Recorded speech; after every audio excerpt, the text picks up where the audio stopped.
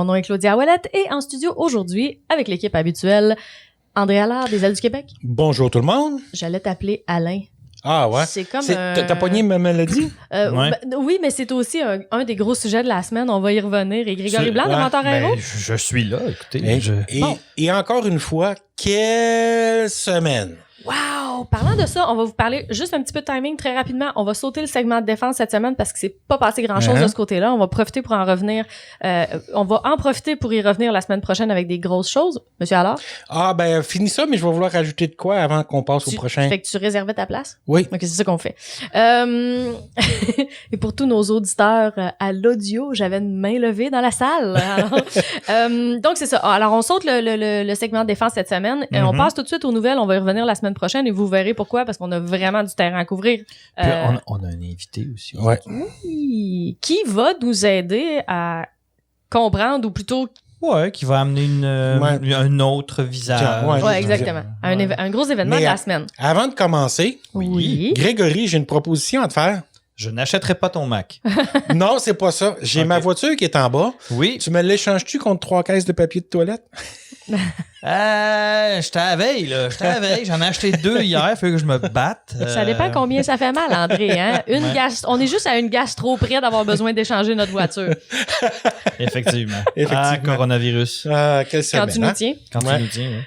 On y reviendra là-dessus aussi. Mais commençons par, on va l'appeler la surprise la semaine, parce que tout le reste, il y avait une certaine possibilité de le voir venir. Ouais. Alain Bellemare s'est fait démissionner de Bombardier. Ouais. C'est ce qui s'appelle se faire montrer la porte. À coup de pied quelque part. Quand on est dans un communiqué de presse, habituellement, on écrit que Alain Bellemare et Bombardier ont convenu mutuellement que c'était le temps de quitter. C'est pas vrai. C'est que... C'est pas vrai. Ouais, ben, c'est ça. Parce que s'il avait décidé de partir lui-même, Bombardier dirait « Nous regrettons son départ ». Oui, exact. Non, c'est... Fait que la seule chose que tu peux dire, à part « On l'a foutu dehors, c'est pas mal ça. Oui. OK. Et on n'est pas sûr qu'on comprend ce qui s'est passé. Ben, regarde, moi, j'ai ma théorie là-dessus, mais avant d'aller plus loin, moi, j'irai avec l'invité. Ouais, on va faire ça. Parlons à Louis. Ouais. OK. On est de retour, chers auditeurs, avec un invité, celui qu'on vous avait promis tout à l'heure. Donc, Louis Martineau est avec nous. C'est quelqu'un qui a travaillé chez Pratt & Whitney pendant plus de 30 ans, qui a, j'allais dire, subi, pas tout à fait. Qui a connu plutôt. La gestion d'Alain Bellemare. En fait, Louis est un lecteur assidu des Ailes du Québec. Il écrit souvent, il met souvent des commentaires sur le site. Et bonjour Louis. Oui, bonjour. Bon, alors, comme disait Claudia, tu as travaillé chez Pratt & Whitney Canada à Longueuil de 1977 à 2009. Oui, c'est ça. Et tu as terminé les dernières années, tu étais chef d'équipe dans le département d'assemblage, exact? Oui, c'est ça. Pour les moteurs PW100, 150. OK. Là, on va mettre Quel beau moteur. Moi, je l'aime, ce moteur-là, M. Martineau. Et on va mettre une chose au point tout de suite. Tu n'as pas connu personnellement Alain Bellemare. Non, je l'ai... il passait des fois à l'usine, sur le plancher d'usine. Je lui ai parlé peut-être 2 ou 3 fois, et quelquefois dans des meetings de production pour les employés. Là. Mm-hmm. Il venait, il passait un coup de vent, puis il parlait... Il faisait son speech, puis ceux qui voulaient poser des questions posaient des questions. Mais c'est plutôt par l'intermédiaire de son entourage que je l'ai connu. OK. Et qu'est-ce que les gens alentour de lui disaient? Ben, il disait que c'était un excellent administrateur. OK. Très exigeant pour les gens autour de lui. Puis il n'a pas tendance à s'entourer de gens qui vont lui dire oui, monsieur, oui, monsieur, oui, monsieur. C'est des gens à lesquels il demande, il leur donne un mandat. Ils doivent le réaliser. OK. Sinon, ils doivent aller voir ailleurs. OK. Ça explique certaines choses qui se sont passées chez Bombardier les dernières années. Et toi, Louis, tu l'as quand il est arrivé chez Bombardier. Chez Pratt & Whitney. Non. Quand il est parti après son passage comme vice-président. Parce que chez Pratt & Whitney, on va continuer, on va parler de sa carrière un peu chez Pratt, parce que chez Pratt, après ça, est-ce qu'il est devenu président de Pratt Canada? Oui, il était président de Pratt Canada. Oui, lui, il est rentré chez Pratt en 1996. OK. Il y avait le poste de président de fabrication. OK. Vice-président. Vice-président de fabrication. Puis en 2002, il a été nommé président exploitation. OK. De Pratt & Whitney Canada jusqu'à son départ fin 2008. OK. Le 1er janvier 2009, il était parti chez d'autres filiales de la UTC au ISC. Il est parti chez UTAS. Oui, puis donc, c'était... Et il a suivi M. Chenevert dans le cheminement de carrière, exact? Oui, c'est ça. Finalement, c'est Chenevert. C'est sûr que c'était son mentor. Là. C'est lui qui l'a emmené là. Et parce que Chenevert était déjà rendu chez Pratt & Whitney US. OK. C'est ça. Oui, c'était son... C'est sûr que c'était son mentor. OK. Alors, donc, un homme exigeant, qu'on dit. Et quand il est arrivé chez Bombardier, toi, tu n'étais pas surpris? Tu trouvais que c'était un homme qui ferait la job? Oui, j'étais pas surpris de voir tout ce que le brassage qu'il a fait. OK. Mais là, par exemple, êtes-vous surpris de son départ oui, précipité? Oui, c'est ça. Très surpris parce que moi, son entourage me disait quand il était chez Pratt. Autrement dit, quand il avait le morceau entre les dents, il ne lâchait pas facilement. Puis, il se donnait des mandats, des défis, puis il allait jusqu'au bout. Donc, chez Bombardier, il était presque arrivé à la rivière. Ouais. Mais c'est pas sa personnalité de laisser comme ça. OK. Moi, je le mettais là encore pendant au moins un an et demi, au moins un an. Ouais, parce que terminer le job qui avait déjà commencé. Oui, exactement. Donc, parce que ce que tu m'as mentionné par écrit ou hors d'onde déjà, c'est que dans le fond, il restait à Alain Bellemare à compléter la transaction avec Alstom, puis celle avec Spirit aussi, et celle avec Mitsubishi, exact?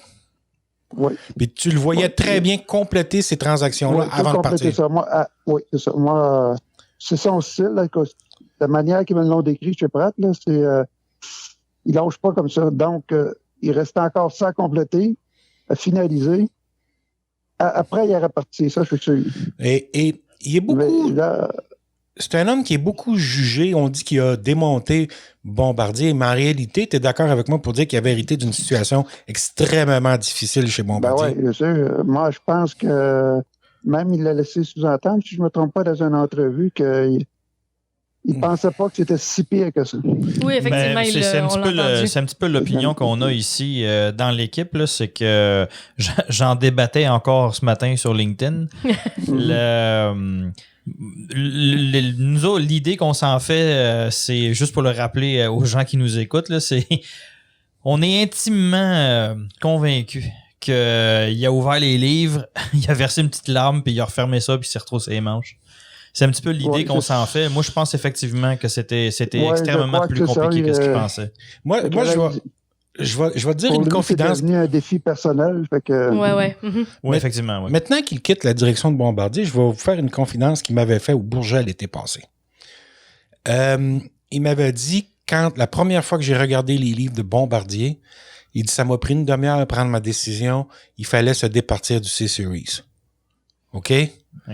Et probablement que quand il a accepté le mandat, des choses comme ça, il les avait mentionnées aux membres de la direction et aux actionnaires de contrôle en disant « Voilà vers quoi je m'en vais ». Oh, absolument. On n'obtient pas un poste comme ça sans avoir un plan d'affaires pour la suite des choses qui est déjà décidé. Parce que dans le fond, à ce moment-là, un conseil d'administration, particulièrement une famille qui est en contrôle d'un paquet d'actions multivotantes, dans le fond, ce qu'on choisit, c'est pas juste la personne, c'est les décisions qu'ils vont prendre dans les mois et les années à venir. Donc, je suis d'accord avec toi. C'est sûr qu'il y avait un plan d'affaires assez clair sur la suite des choses pour sauver l'entreprise. J'en suis convaincu, moi aussi. Et je vais rajouter, Louis, quand je suis allé à Mirabel au mois de fin janvier, début février, quand il y a eu l'annonce là de quelques premiers ministres puis le président d'Airbus, M. Foury, sont venus à Mirabel, le ministre Pierre Fitzgibbon a mentionné hors d'onde à des médias qui étaient présents, des journalistes présents, que, en fait, M. Baudouin, père, Laurent Baudouin, voulait pas se départir d'Alstom, ni de Bombardier Aviation. Il voulait garder les deux. Puis il croyait encore qu'il avait la chance de maintenir Bombardier tel quel. Alors, l'impression, c'est que peut-être la vente d'Alstom n'a pas plu aux actionnaires de contrôle. C'est un peu ce que je vois, moi aussi, là, comme ça. Et où est-ce que vous le voyez aller, M. Martineau, dans le futur? Là, il y a seulement qu'il est né en 1962, donc il aurait 58 ans. C'est ça, là, je me demande où c'est ça qui va là où il va aller. Je pense qu'on va pouvoir faire beaucoup plus de, comment je dirais ça, de la raison pour laquelle il a été sorti de Bombardier. Oui. Mais on va finir par avoir des entrevues, là.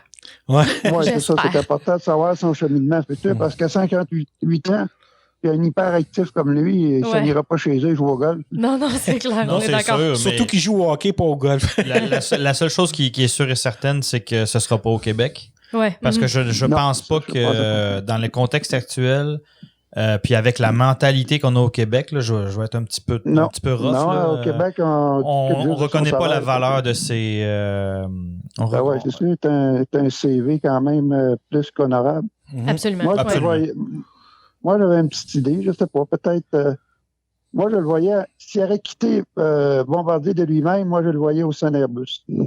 OK. C'est un ami de Par Guy. contre, la manière qu'il quitte, je crois qu'Airbus, il va attendre quand même, si jamais il recrute, ce ne sera pas tout de suite, parce que là, il y a trop de ou peut-être lui faire un petit tour en France. Départ. Pardon? Ah, mais c'est sûr que peut-être lui faire un petit tour en France. Ce sera pas ici. Non, mais c'est ça que je veux dire. Quitte à le ramener éventuellement, mais aller lui faire une petite quarantaine. J'ai vu passer des petites choses un peu sur les médias sociaux, là, un peu partout. À Toulouse. Ça sera pas ici. Il a quand même été assez, si on se fie, il a quand même été assez apprécié au sein de différentes unités d'affaires de l'UTC. Ouais. Donc, lui, c'est sûr que c'est...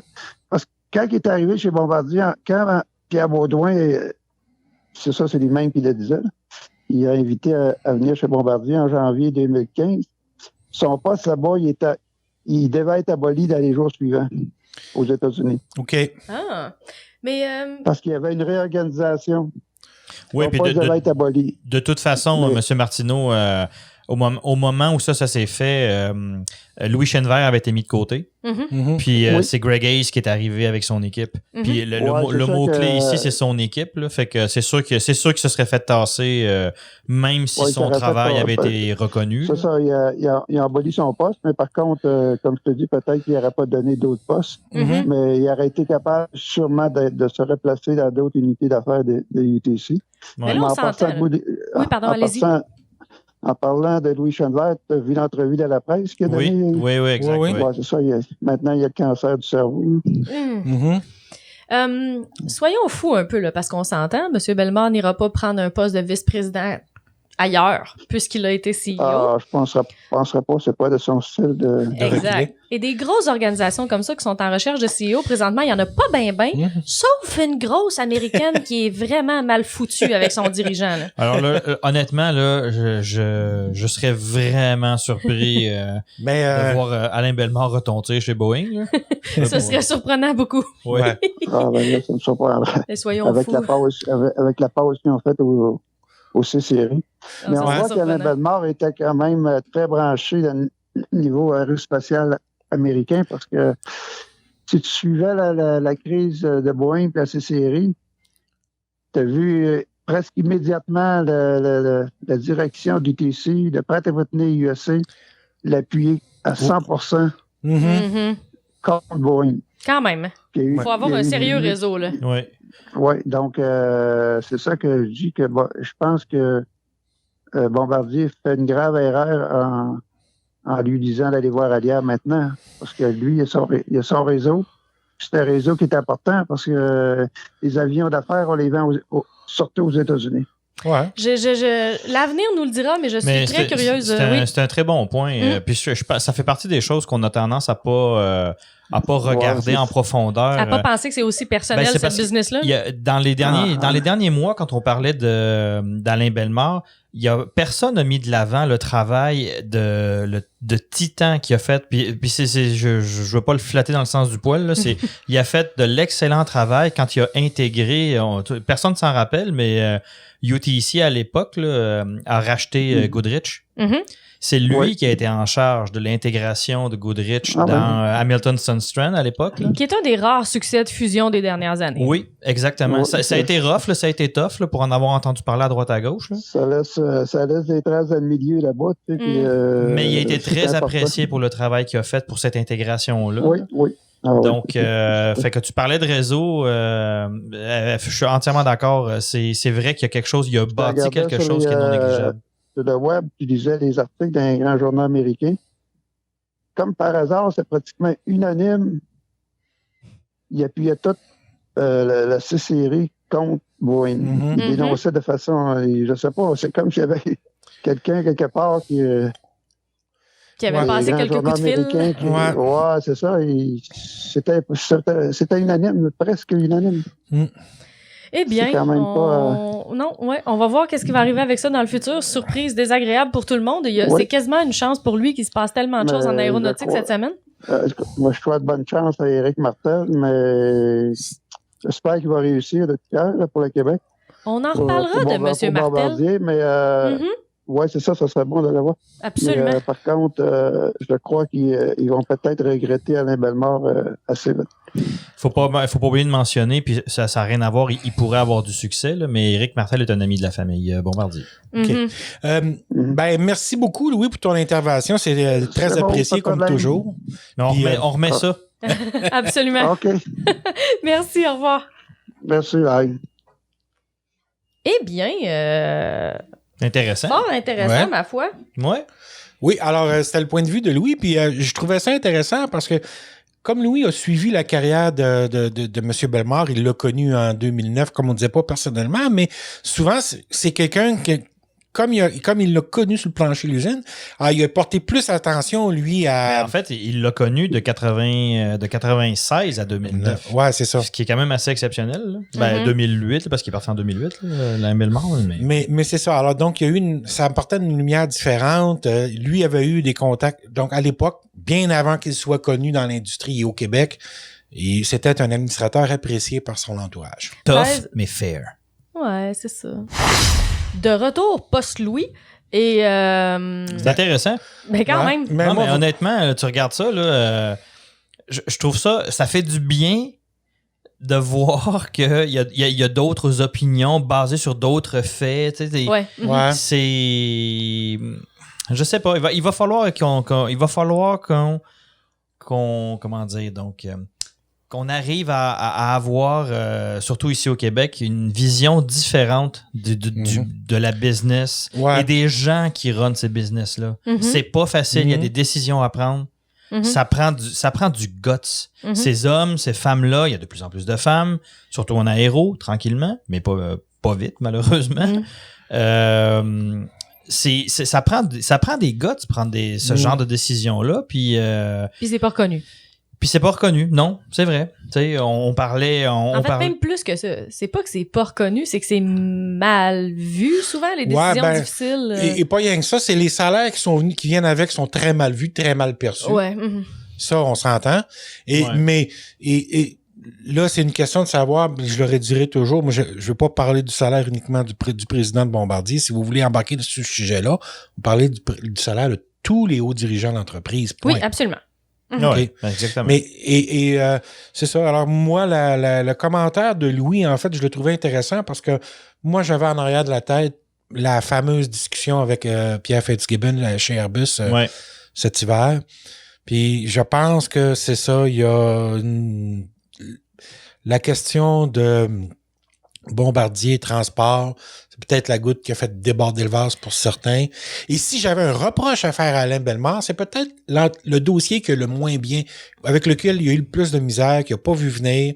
Il a changé souvent de président dans cette division-là. Louis disait que c'était quelqu'un qui te donne un mandat, remplis-les, sinon il te remplace. Ouais. Et c'est arrivé souvent qu'on a, sous son règne, que les présidents de Bombardier Transport ont été limogés. Je pense qu'il y en a eu 3 en tout, en quelques années.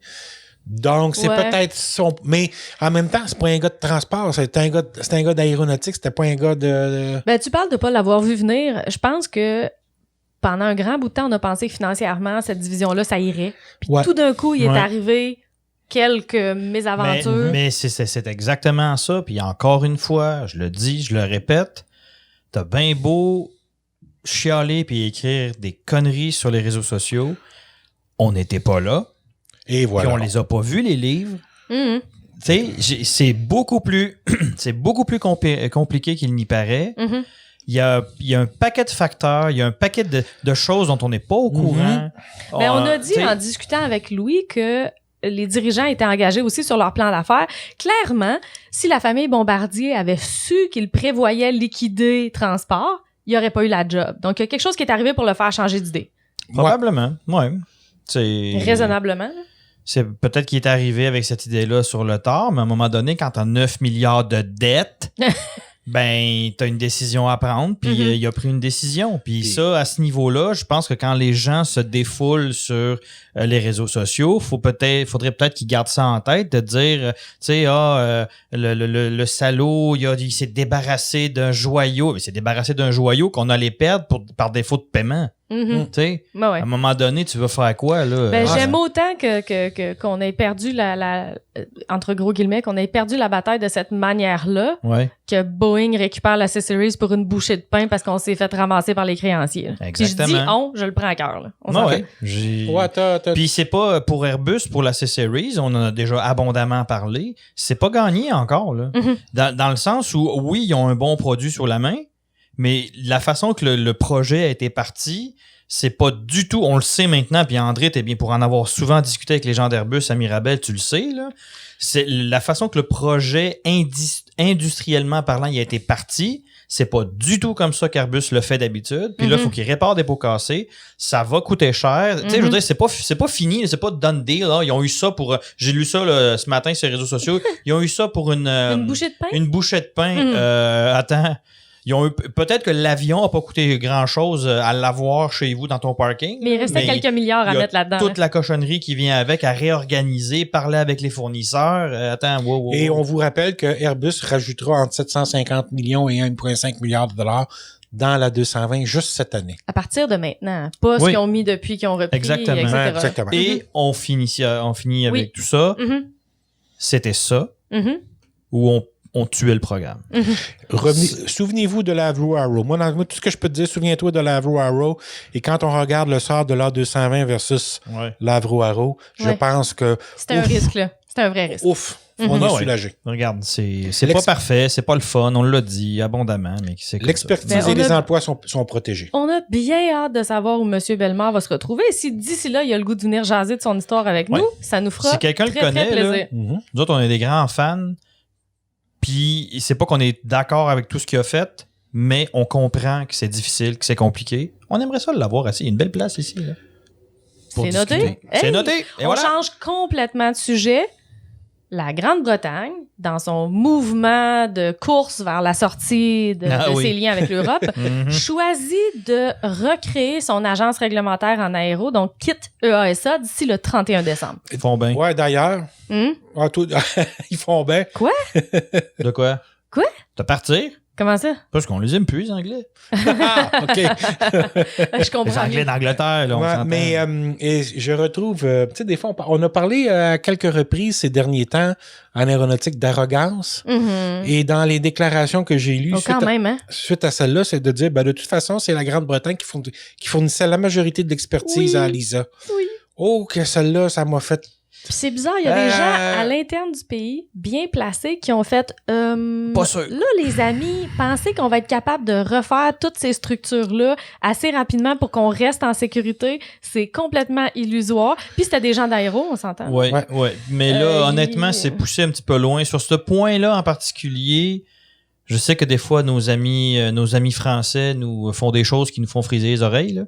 Mais de dire que la France et l'Allemagne n'ont rien apporté à ça, là, pardon. Le seul point qui pourrait jouer, pas qui pourrait jouer en leur faveur, mais qui serait intéressant de débattre et qui est probablement vrai, c'est si les Anglais disent oui, bon, OK, peu importe, mais en tout cas, on va se débarrasser de la lourdeur administrative qu'amenait... C'est pas ça qu'ils ont dit! Oh non, je sais, mais c'est ce qu'ils auraient pu dire. Ce qu'ils ont dit, c'est complètement le contraire. Ils ont dit le fiasco du 737 MAX a été causé par le fait que l'AESA est juste un organe lourd qui sert juste à faire du rubber stamping de décisions américaines. Nous autres, on va tout refaire. OK, bon, ça, c'est pas vrai. C'est pas Mais ça va vrai. être drôle quand même. Tout le Parce monde que ça cherche passe- à harmoniser les processus C'est réglementaires. n'importe quoi parce que il faut que les gens sachent qu'on a des ententes bilatérales. Mhm. OK? Puis ces ententes bilatérales-là font en sorte qu'éventuellement, dans le but d'accélérer les choses, parce que ça marche dans les deux sens. Ah, les Ouais. moteurs Rolls-Royce aussi sont acceptés par la FAA. Et Mais Elisa. exactement. Oui, oui, absolument. Si tu certifies quelque chose aux États-Unis puis que tu as une entente bilatérale qui fait que les Européens vont rubber stamper, effectivement, le terme est Oui, approprié. oui. Mhm. Ils vont rubber stamper ce qui a été fait par la FAA pour dire, OK, tu as déjà fait les tests, Mhm. on a les mêmes requis réglementaires et Mhm. machin, Mhm. donc on accepte ce que tu as fait. Mhm. Fait qu'effectivement, ça a amené le problème qu'on a avec le 737 parce qu'effectivement, l'EASA s'est N'a pas tout refait, retrouvé là. à rubber stamper quelque chose qui n'était pas bon. Mais ça marche dans les deux sens, les amis. Mais l'affaire, de toute façon, c'est que la solution à ce problème-là, c'est pas OK, d'abord, on va tous recommencer à aller chercher des données différentes séparément. Non. Qu'est-ce que tu penses qu'ils vont faire? Ben, S'ils ont leur propre entité réglementaire, OK? Le transport Grande-Bretagne, là, Mhm. OK? Qu'est-ce que tu penses qui va arriver? Ils peuvent pas reprendre 3 ans à recertifier un appareil, là. et ça être les marchera seuls à jamais. pas accepter. Ils vont signer, guess what, une entente bilatérale avec la FAA qui va faire quoi? Qui va faire qu'ils vont rubber stamper ce que la FAA a fait et vice-versa. Ah ouais. Tu sais? Parce que à partir du moment où le Royaume-Uni sort de la communauté européenne, quel est l'avantage pour un fabricant d'avions de dépenser des centaines de millions de dollars pour faire certifier en Grande-Bretagne? Sur un marché gros comme ça? Et voilà. Mais non. C'est sûr que C'est sûrement pas pour les 23 777 qu'achèteraient. C'est sûr quand- jusqu'à tout récemment, l'Irlande était un gros... Il y avait beaucoup d'avions enregistrés en Irlande parce que dans le Royaume-Uni, l'Irlande, c'était eux autres qui avaient les meilleures Mhm. conditions d'enregistrement des appareils. Mhm.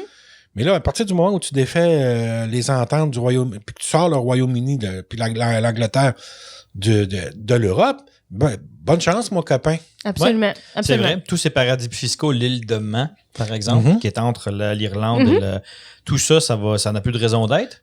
Parce qu'ils étaient couverts par le ASA pour tout ce qui est enregistrement d'appareils. Et, Fait qu'on va continuer au nom de l'économie locale à détruire l'économie locale. Ouais. Parce qu'il y avait quand même on va dire des centres d'expertise ou je sais pas trop quoi qui étaient à l'avantage Oui. de la Grande-Bretagne. Mais ça, honnêtement, là, on partira pas. Je ne suis pas un expert du Brexit là, et tout ça, mais tu sais que les Anglais aient eu quelques reproches à faire à la communauté européenne et tout ça. Ouais, ok, peut-être. Qu'il y ait eu que la communauté européenne ait besoin en ce moment de passer peut-être un petit coup de balai, de ranger des petites affaires à la bonne place. Ça se pourrait aussi. Comme je vous l'ai dit, je suis pas un expert. Mais de là à s'isoler complètement d'un marché comme ça. Ben, puis de toute façon, Je si sais t'es pas. pour sortir, t'es mieux de pas cracher la terre à terre avant de passer la porte. Là. Ouais. C'est parce que, comme tu dis, tu vas être obligé de renégocier des ententes de toute façon. Ben oui. Fait que c'est une drôle d'attitude qu'on a vu Et du ministre des ça se pourrait Transports. que là. oui, puis là, en ce moment, ils ont le soutien du président américain. Du secrétaire au transport, pardon. Oui, Ça oui. pourrait changer. Ouais, ça pourrait changer. Oui, effectivement. En fait, ton point, c'est le président pourrait changer. là? Ben oui. Oui, oui, Puis absolument. je sais pas si, admettons là, ok, que Sanders ou Joe Biden soient élus. Mhm. OK? Je pense, tu sais, je veux dire, oui, c'est un allié, mais ce sera peut-être pas une priorité pour les Américains de supporter l'Angleterre dans le Brexit. Là. Ou même, dans le pire des cas, n'importe qui d'autre. Je pense que Mike Pence aurait l'intelligence de pas appuyer des fly-by-night qui disent n'importe quoi, là, tu sais. Exact. Ouais. Fait qu'en tout cas, peu importe comment ça vire, Ça va être le fun. ouf! On a hâte de voir. Moi, je trouve Ouais. qu'ils ont l'air de Est-ce vraiment que les gens voient sous-estimer mon la sourire, complexité là? de remonter tout ça, là, mais bon, en tout cas. OK.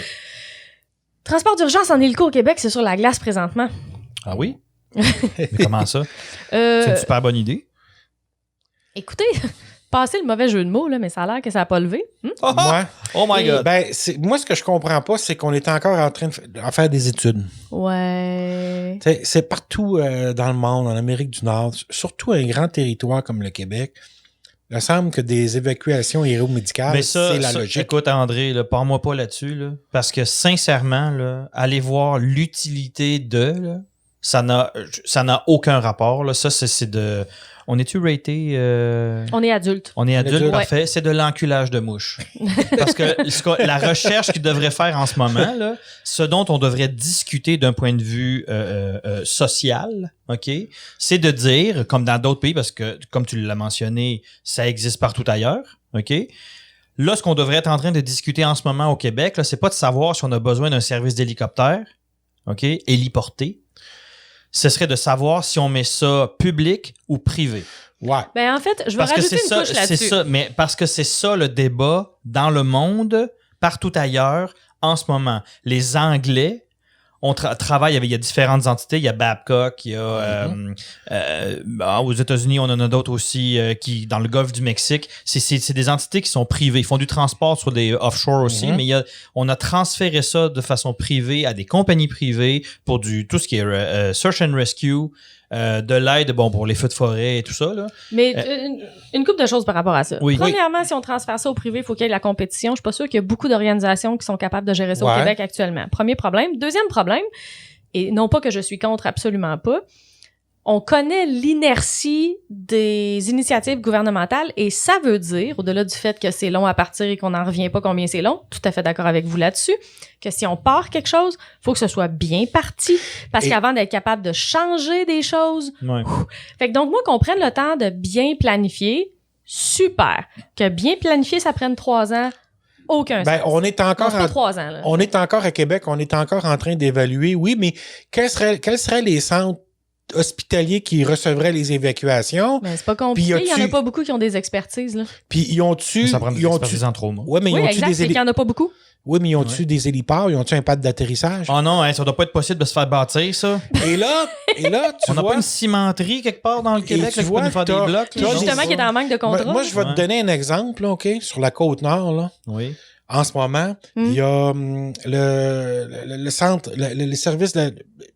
La région administrative de la santé sur la Côte-Nord, j'oublie le nom, le terme exact. C'est correct. Je suis pas un gars de santé, je suis un gars d'aviation.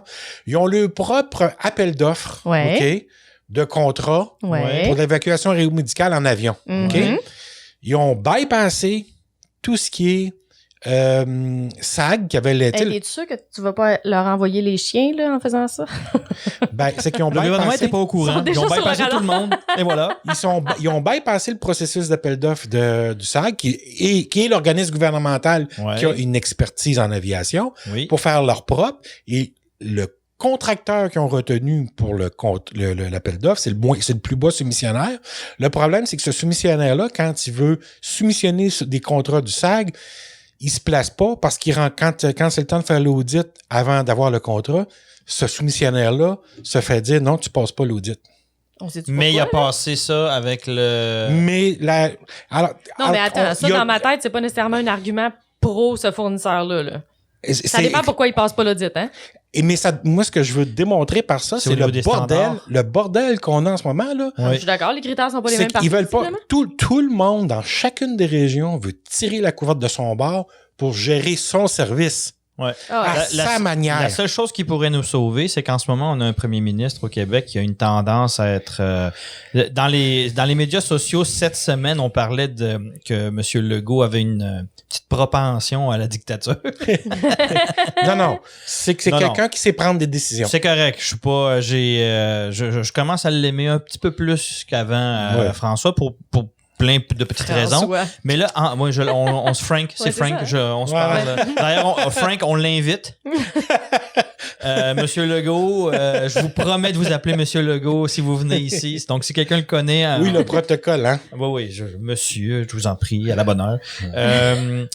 Mais là, ce serait le temps, là. Ce serait une bonne occasion de centraliser. Oui, puis là, de mettre son pied à terre et de dire, là, vous allez arrêter vos bêtises, là. OK? Parce que si le service vaut la peine en Australie, en Angleterre, OK? OK, il a été privatisé et c'est peut-être pas la meilleure solution pour le Québec. OK, pas de problème. Mais c'est ça qu'on devrait être en train de discuter, là. Pas de savoir si, transporter du monde blessé en hélicoptère, penses-tu que ça vaudrait la peine? Moi, je te dis, moi, ce que je te donnais avec l'exemple de tantôt, là, c'est que le problème, c'est que t'as des petits roitelets de région, des directeurs régionaux. Oh, de ce que tu disais, on comprenait le contraire de ton opinion. Ouais, c'est vrai, ça. Vraiment. Ben oui. J'avais compris que tu pensais que c'était cool ce qui se passait sur la Côte-Nord. Non, c'est pas cool, mais c'est pas cool.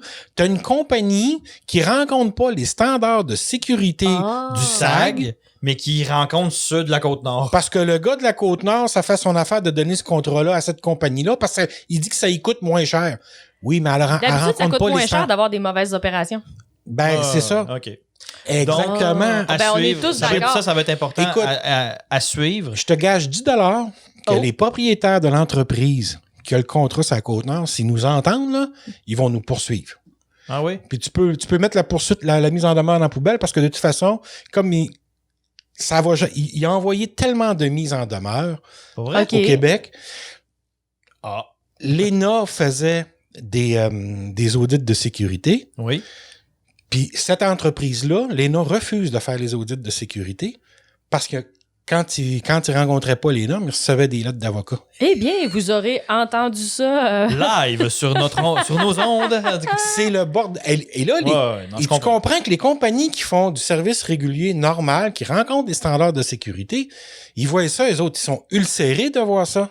Ouais. Mais tu peux pas arriver avec les mêmes tarifs si tu fais tes opérations. Alors, donc là, on a deux choses. On a cette politique-là, cette façon de faire-là, qui vient qui mêler toutes les cartes dans un programme où là, on essaye de décider, voir si ça vaudrait la peine de mettre en place un système héliporté au Québec. Puis là, ben, tu rencontres... Parce que là, c'est vrai que j'avoue qu'à ce niveau-là, c'est peut-être un petit peu plus intéressant comme débat, là. C'est qu'en plus de devoir décider si on a besoin d'un service héliporté, il faut en plus que tu ailles te battre contre ces entités-là pour dire « Hey, on est en train de regarder, voir si ça vaudrait la peine. Ah non, laisse faire, moi, je suis déjà organisé. » Non, mais même à ça, moi, je pense que... tu tu dis ça comme ça, je suis pas sûre que c'est si simple que ça. Là. Ah oui? J'ai déjà vu le ministère de la Santé / le ministère des Transports. C'est les deux qui sont impliqués dans ces dossiers-là. Ouais. Squeezer un budget Oui. jusqu'à ce qu'une initiative étouffe. OK. Fait que ça m'étonnerait que à la Côte-Nord, ils soient capables de se dégager suffisamment de marge de manœuvre pour faire envers et contre tout ce qu'ils veulent comme ils veulent. Ah, Ça peut-être. m'étonnerait énormément. Mais tu t'imagines que pour des entreprises légales ou qui rencontrent les normes pas légales, qui rencontrent les normes de sécurité et les exigences du service aérien gouvernemental, Oui. je peux te nommer Air Médic en est une, Pascan Aviation en est une, t'as ici aussi Max Aviation, qui sont des entreprises légales, mais qui peuvent pas rentrer sur la Côte-Nord parce OK. qu'on donne des contrats à une entreprise qui, elle, ne rencontre pas les normes de sécurité. Ouais, non, je comprends. On tire aux gens on tire des pattes des gens qui font un job correctement. Mais en même temps, je comprends présentement le paradoxe qui se passe, qui est que on veut que ça se fasse vite, ça avance pas, puis il y a des régions dans lesquelles c'est plus important. La Côte-Nord en est certainement une, à cause des lieux éloignés, à le cause du nord manque du Québec, d'expertise, dans le etc., fond. etc. Ouais. Oui, mais tu sais, mettons, eux autres, ils ont décidé qu'ils bougeaient, là. Bon, Ouais. fine. Puis en même temps, fait que donc la frustration de voir un processus de mise en place qui n'en finit plus, là, en même temps, d'un point de vue des contribuables, de voir que cet argent-là est gaspillé, parce que si jamais ça finit par devenir provincial et c'est pratiquement inévitable, tout cet argent de mise en place-là, qui au départ est très important d'habitude, est perdu. Ouais. Parce qu'on recommence. Ouais. Fait qu'en tant que contribuable, présentement, j'aurais mon mot à dire sur le fait qu'on va faire comme on veut. Non, pas vraiment, non. Ça pourra pas durer. OK. Bref, je dois dire suivre, que à c'est suivre. très fort, messieurs. C'est une autre première sur Aéropod. On a trouvé le tour d'avoir un sérieux débat alors qu'on est tous d'accord. Super. Mais en tout cas, je pense Anytime. Ouais. Parfait. À suivre. Transat a Oui. un bon premier trimestre. Oui, Transat a un très bon premier trimestre. En fait, ils ont publié le premier trimestre qui se termine chez Transat, le premier trimestre de l'année, qui se termine au 31 janvier, pardon. Mhm. OK? Donc, l'entreprise a eu une croissance là, de ses revenus de 7%. Mhm. OK? Donc, et elle a enregistré malgré tout une perte, Mhm. OK, de 40... Là, il faut que je vais ressortir. Tu me donnes 30 secondes, je vais rouvrir Absolument. Je t'en On va prie. mettre de la musique en attendant. Ouais, parce que puis je vais continuer de placoter parce que... Il devrait y avoir une musique d'ascenseur qui nous attend là, pour Il le faudrait moment qu'il nous où programme André ça, le temps sort ses qu'André chiffres. sorte son Mac Ouais, et qu'il sorte ses chiffres. ouais, Mais parce en attendant qu'André s'en vienne, Mhm. oui. je peux vous annoncer tout de suite que le prochain trimestre sera moins bon. Oui, parce Hey, que... mais un véritable Ah, oracle, écoute, je suis un gars de Monsieur même, moi. Blanc. Ouais, Oui, hein. tout à fait. T'as des sources privilégiées, tu Et vois dans des les- choses que les autres Ouais, voient pas. ouais, absolument. Ah ouais. Ouais. Alors, je vais vous donner les André chiffres. n'est pas convaincu. Je vais vous donner Si les André n'est chiffres. pas convaincu que le prochain va être pourri. Ah non, je suis non seulement je suis convaincu, j'en suis certain. OK? Alors, voici les chiffres officiels. Donc, on dit que 692 millions pour le trimestre. OK? La perte nette a fondu de moitié, est passée de 39,2 millions à 20,3 millions pour le premier trimestre, quand on compare au... Mais quand même, là. OK. Fait intéressant, il y a eu 2 dépenses spéciales dans le trimestre qui ont amené l'entreprise dans le rouge. Ouais. Il y a 11,5 millions de frais liés à la transaction à venir avec Air Canada. Et il y a eu l'achat de 2 moteurs de réserve pour les A321 LR. OK. À venir. Très bonne... Combien ça a coûté, tu penses, pour les deux moteurs? Attends. D'habitude, ces moteurs-là, ça doit être aux alentours de... Pour les 2 moteurs, je dis entre... Parce que ça dépend toujours de s'ils ont un prix ou quoi que ce soit. Je dis entre les deux ensemble, entre 22 et 28 millions à peu près. 33,4 millions. Oh, not bad, hein? Ben là, quand même. J'étais loin. T'es à 30% tombé. Mais ça fait, donc ça fait... écoute, le chiffre rond, 17 millions. Mais au-dessus de 10 millions, ouais. là, c'est cher, c'est tout. Ouais. Ouais, mais... Rappelez-vous, le Gen X et le Trent Mill... Écoute, il n'y a personne qui a le même prix à chaque fois. Là. Fait que c'est une fourchette entre 25 et 28 chaque. Ouais, prix de liste, là. Ouais. Mais, et pour information complémentaire concernant Transat, oui.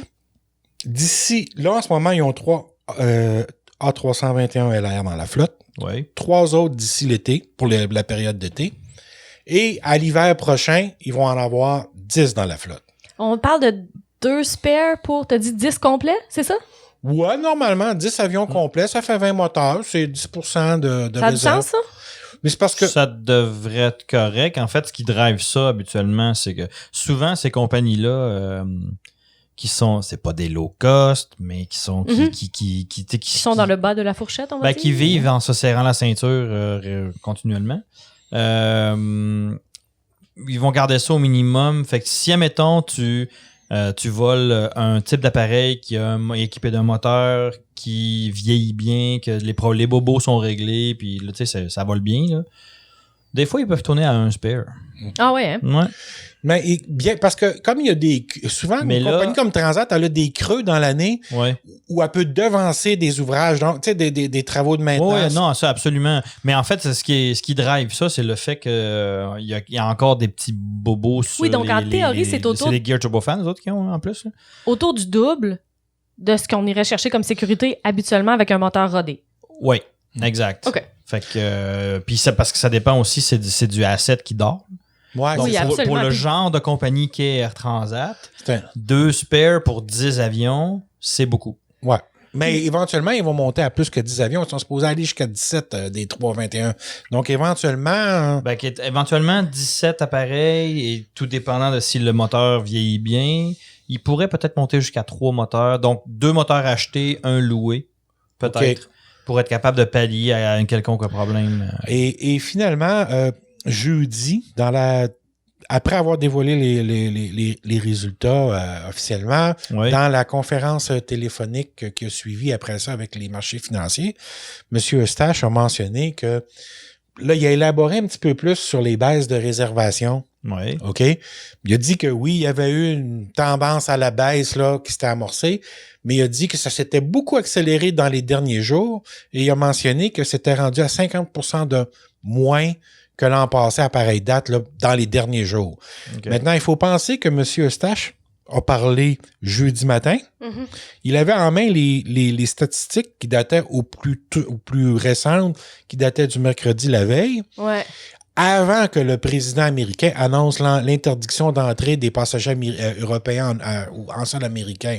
Donc, on peut s'attendre... Avant qu'on serre un petit peu le goulot ici aussi également. On peut s'attendre à ce que c'est probablement beaucoup plus que ça maintenant. Ouais. Moi, pour avoir parlé avec des pilotes de différentes compagnies aériennes, on parle de WestJet, Air Canada et d'autres que j'ai pas le droit de nommer. Mm-hmm. Au Canada, des vols vides, il y en a beaucoup maintenant sur les vols intérieurs. Oui, mais on va y revenir plus tard. Ouais. Mais est-ce qu'on a le même genre de règles qu'en Europe du 80-20? 80-20. Du fait qu'on est obligé de maintenir ses vols pour garder ses créneaux? Au Canada, non, on n'a pas ce genre de règles-là. Aux États-Unis, on avait des règles. La FAA les a suspendues et en Europe aussi. OK. Et donc ici, on maintient les vols au cas où il y aurait des urgences puis pour satisfaire notre clientèle existante. Mais c'est ça. Je pense que la situation évolue tellement rapidement qu'on est en train de... Et moi, ce que j'ai échangé avec des pilotes et ce que je leur ai dit cette semaine, c'est parce qu'ils me disaient, on a parlé avec... on a eu une discussion avec la direction la semaine passée puis ils nous ont dit qu'ils n'envisageaient pas de mise à pied. J'ai dit ça, c'était vrai la semaine passée. Mais dites-vous qu'à chaque semaine, la vérité peut changer complètement. Ouais. On reste là-dessus et on reste au Canada avec encore des bonnes nouvelles qui datent d'un petit peu du passé. Hausse de 4,5 en janvier des passagers à l'aéroport de Montréal. Montréal-Trudeau, en fait. Mm-hmm. Et souvenez-vous, j'avais parlé la semaine passée, ou il y a 2 semaines, de l'aéroport de Calgary, qui avait connu une baisse de 3,5 de ses passagers en janvier. Ça m'inquiétait. Alors, on a des chiffres qui sont sortis pour Vancouver. Vancouver a eu une légère baisse en janvier, principalement en Asie et sur le transfrontalier du côté de Vancouver. Et là, Montréal-Trudeau, elle, on a une augmentation de 4,5 en janvier. Tenez-vous bien, transatlantique, ou en tout cas international, l'augmentation a été de 8,5 en janvier. Est-ce que ce serait juste des gens qui revenaient à la maison en courant? Ça se pourrait, oui. Ouais, il y a ça. Mais comme Montréal-Trudeau est beaucoup plus tourné vers l'Europe, OK, il y a quelques liaisons. Le trafic s'est maintenu un peu plus longtemps. Là. Ouais, et c'était déjà, il y avait des nouveaux vols qui avaient été ajoutés, tout ça, vers l'Amérique du Sud aussi. Donc, c'était pas touché. Ces régions-là n'étaient pas touchées par COVID-19. Oubliez pas une chose, oubliez pas une chose, c'est que l'histoire et l'avenir nous le dira, là, mais on reproche un petit peu à la France d'avoir été lente à partir. Là. Donc, on disait qu'ils étaient 2 à 3 semaines en arrière de l'Italie. Et l'Italie avait déjà, très rapidement, fermé ses vols, coupé des vols sur l'Asie, tout ça. Ils ont été très, très, très vite là-dessus à réagir. Donc, c'est pour ça que il n'y a pas une très grosse... on voit pas grand changement au niveau de ces vols-là sur l'Europe et tout ça parce que la France vient d'annoncer des mesures là, dans ces derniers jours. Alors ce sont des statistiques de janvier. Par contre, moi, ce que ça me dit en statistiques mais février devrait être pareil. On va commencer à avoir, d'après moi, on va commencer à avoir un léger ralentissement de la courbe. Il va peut-être encore être positif en janvier, mais ça ne sera pas, je surprendrais qu'on ait une moyenne de 4,5 en février. Disons en bon québécois que ça va breaker sec. Ça va breaker quelque part. C'est clair qu'à Calgary, ça a breaké. Et là, tenant compte des informations récentes que j'ai, je me rends compte que peut-être Calgary, finalement, la chute des vols intérieurs, c'est plus lié à l'économie du pétrole, peut-être, de Calgary. On s'entend que... en fait, comme ailleurs, les principaux problèmes en lien avec COVID-19, c'est la concurrence de plusieurs facteurs. Fait que donc, mettons, et on va y revenir plus tard, COVID-19 plus problème de 737 MAX égale grosse difficulté chez Boeing. Donc, peut-être qu'à Calgary, c'est les 2 facteurs ensemble qui ont créé un niveau de problème qui est vraiment intense. Bref, espérons que ce ne soit pas le cas ailleurs. Et en attendant, on va parler de la Chine positivement aussi. Malgré tout ça, Comac double sa capacité de production. En fait, pour la RJ21, donc la RJ21-700, OK? Maintenant, Comac est rendu, elle a livré 23 appareils. Wow! OK? C'est un peu baveux comme ton quand même, M. Blanc. Oui. De quoi tu parles? Non, excusez-moi. C'est ça, 23 appareils ont été livrés. Elle a pratiquement doublé ses livraisons entre 2018 et 2019. Là, j'ai pas les chiffres exacts pour les 2 ans, parce que c'est la Chine, c'est toujours un petit peu plus difficile d'avoir des... Mais ce que je constate, c'est que Comac progresse dans sa courbe d'apprentissage. N'oubliez pas que chez Comac, on a 2 courbes d'apprentissage à faire. Il faut apprendre l'industrie aéronautique. Et il faut apprendre à faire des ARJ21. Donc, on a une ligne de production. La marche était très haute pour la Chine. Et là, on se rend compte que la marche commence à passer les... On est rendu en faux plat. Là. Et là, on ajoute une deuxième ligne d'assemblage. Celle qui est à Shanghai en ce moment, qui fonctionne depuis le début, elle a une capacité de 15 appareils par année. OK. Là, on va en chercher une autre à Pudong, OK? Et là, c'est ça, Pudong, parce que tu as Shanghai Shangzhou Road, qui est l'actuel, et l'autre, c'est Shanghai Pudong. Excusez-moi, parce que là, je suis pas un géographe de la Chine. Et Shanghai Pudong, c'est la nouvelle facilité, la nouvelle ligne, 30 appareils par année. OK. Donc, en théorie, on a triplé la capacité, pas doublé. Et cette nouvelle installation-là peut aller, elle a le potentiel de doubler aussi sa capacité. Ah oui, quand même, OK, on s'est donné vraiment beaucoup de marge, là. Alors, je sais, en termes d'aviation ou d'aéronautique moderne, c'est quand on parle de l'ARJ-21, on parle d'un fer à repasser. Je le sais. Dites-moi pas ça. Je trouve encore ça cute. Ben, écoute, c'est un MD-80.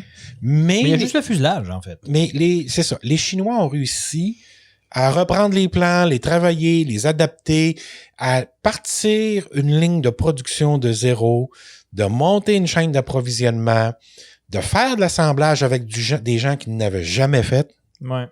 Ils sont en train de passer à travers ces étapes-là. Et moi, ce que je vois, c'est qu'en plus de ça, on nous dit, mais là, à partir de 2020, les nouveaux appareils ont des mises à jour au niveau de l'avionique. Il y a des améliorations avec l'ergonomie du poste de pilotage. On a déplacé des contrôles ou des interrupteurs ailleurs. On les a regroupés par suite logique. On apprend à faire des avions en Chine. Okay? Donc là, pour l'instant, c'est pas parfait, mais on commence à les voir dans le miroir, puis le petit point grossit rapidement. Ouais, le petit point grossit rapidement. Là, on sait tous que ces avions-là sont vendus à des prix ridiculement bas en Chine. Donc, la consommation de carburant de ces avions-là, ça a un impact presque nul sur le coût d'opération des. Ouais. Parce qu'on leur c'est pas de la cochonnerie non plus qu'ils ont comme moteur, là, c'est du CF34. Ouais. Mais c'est pas le CF34-10, c'est de la génération de moteur qui date des années 90. Donc c'est sûr que c'est pas la dernière génération, il y a aucun rapprochement à faire avec du Geared Turbofan ou du LEAP là. Surtout pas. Sauf qu'en même temps, là, toutes ces considérations-là sont nulles et non avenues quand j'ai un bras twisté dans le dos puis qu'on me dit tu vas acheter chinois, OK? Oui, sauf que le fait que l'avion soit rempli quand même de rempli. Il y a de la technologie occidentale là-dedans. Ça fait en sorte quand même que je suis pas obligé de te rentrer de force dans la tête que tu vas opérer un moteur fabriqué localement. J'ai été forcé d'acheter, mais c'est pas si pire que ça quand même. Ça devrait pas être trop difficile à acheter. Oubliez pas non plus que le CF34-10, c'est un scale down du CFM56 direct. OK. Donc, puis on sait que le CFM56 c'est relativement un très bon moteur. Là. Donc, fait qu'à ce niveau-là, tu me forces à en acheter parce qu'il faut que j'encourage mon marché local. Mais en même temps, OK, c'est pas si pire que ça.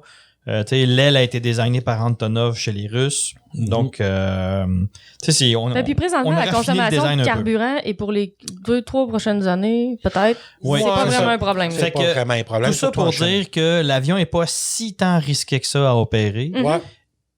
Puis il remplit une fonction première que tu as mentionné, André.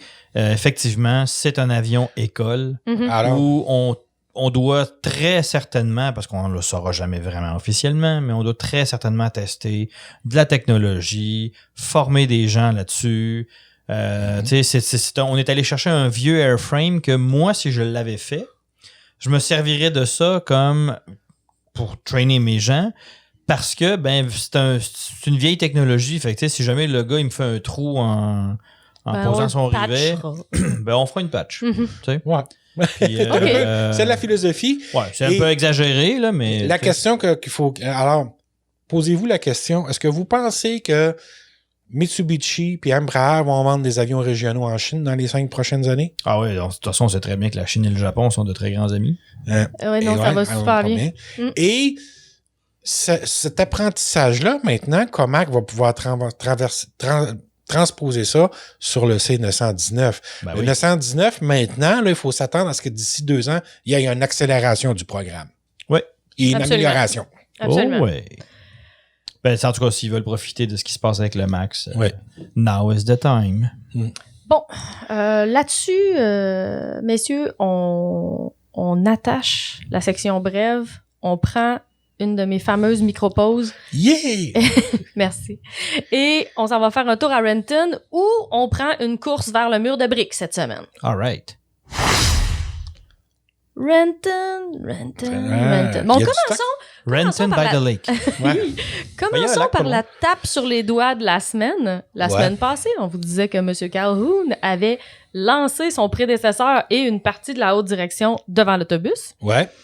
Et cette semaine, M. Calhoun a été obligé de reculer là-dessus. Entre autres, semble-t-il, parce qu'il fait face à un mécontentement assez majeur interne chez lui. Et que présentement, chez Boeing, ça va tellement bien qu'on n'a vraiment pas besoin de se faire taper sur la tête par le grand boss. Et voilà. Pourquoi pas? En tout cas, tu sais. Ben, il visait le dos, puis il s'est arrivé en arrière de la tête. Mais si M. Calhoun voulait lever un doute sur sa capacité à faire traverser le Boeing dans la grise, il a bien fait. Parce que là, il y a des gens qui disent on n'est pas prêt à dire encore que c'est pas l'homme de la situation, mais là, on levait un drapeau jaune. Là, hein? On se pose des questions. Ce qu'on entendait de la part des analystes, c'est il passe vraiment, vraiment mieux en rencontre. T'sais, on comprend mieux ce qu'il dit, il y a plus de charisme, donc il s'écoute mieux, etc. Mais si tu dis des conneries, ça t'avance pas bien, bien. Hein? Champion? En fait, ce que ça démontre, c'est comment que à l'intérieur, là, dans Boeing, là, combien il y a de contradictions et de j'allais dire de mécontentement, mais ben, disons que la culture, en tout cas, la culture de la déresponsabilisation est vraiment majeure. Ouais. Parce que quand un membre senior du conseil d'administration est game de dire ah non, mais on fait confiance à un CEO jusqu'à ce qu'on lui fasse plus confiance, hein? Puis nous, ben, quand j'ai dit que je faisais confiance, ben c'était vrai. Puis là, quand je dis que je fais plus confiance, c'est encore vrai. Puis c'est tout. Mais non, j'ai rien à voir là-dedans, là. J'ai rien à voir là-dedans. En tout cas, fait que c'est un peu tout ça. Les analystes commencent à dire, écoutez, non seulement on a des doutes sur sa capacité à maintenir la culture ou une culture saine à travers tout ça à l'intérieur de l'organisation, mais aussi, ben là, tu pouvais pas dire ça puis penser que t'as aucun tort puis être capable de placer les choses mieux pour le futur. Ouais. En tout cas, première affaire. Ouais, parce qu'il y en a c'est la seule chose qu'on a à dire sur Non, mais c'est parce que là, ce qui est cocasse, c'est que on a l'air de parler d'une autre vie tellement il s'est passé des choses depuis ce temps-là. Non, plein de choses. La saga du Max a fait dire au Congrès, à propos de la FAA, si vous avez réussi à certifier cet avion poubelle-là, vous avez un sérieux problème avec vos processus. Oh, ça venait du... Ça, c'est dommageable. Ça ressemble étrangement à ce qu'on dit depuis des mois. Oui, mais en même temps... Après moi, ils écoutent notre podcast. Le Congrès écoute notre podcast. Désaveu gouvernemental vers une agence gouvernementale, là, c'est... Et je pense que le langage utilisé aux États-Unis est plus sévère que le nôtre. Oui, mais je pense de toute façon que malgré leur toute puissance légendaire, et les Américains sont quand même en train de se rendre compte que ils pourront pas faire avaler tout et n'importe quoi à n'importe qui, dans le sens où t'as bien beau être la référence mondiale, là tu viens de failer puis t'as failé royalement. Là. Oui. Okay? Puis t'es en train de devenir le dindon de la farce là, parce que on se rend compte que ben la FAA, oui, elle a certifié quelque chose qu'elle aurait pas dû, mais c'est pas elle directement, mais oui, mais non, parce que oui, mais moi j'ai donné l'autorité de le faire. OK, mais pourquoi tu l'as fait? Tu sais, la FAA est prise dans un cluster F-word, là, OK? Parce que elle a placé des choses à travers le temps, elle a fait confiance, faut dire ça aussi, les choses comme elles sont. On a fait confiance à quelqu'un, puis ben ça se retourne contre nous. Puis là, ben on se rend compte que en diguant de plus en plus, là, en creusant, merci, que c'est pas une grosse affaire. C'est plein de petites choses que la FAA a fait à travers le temps, mis en place, autorisé, qui a fait... c'est une pente glissante. Oui, exactement. Puis là, on se rend compte en fouillant que, tu sais, je veux dire, si on image ça, tu sais, entre deux personnes qui se parleraient, tu sais, la FAA d'un côté, puis l'opinion publique de l'autre, ou mettons le Congrès, peu importe, là, qui prennent une bière les deux, là, puis je les entends se dire, qu'est-ce que t'as fait?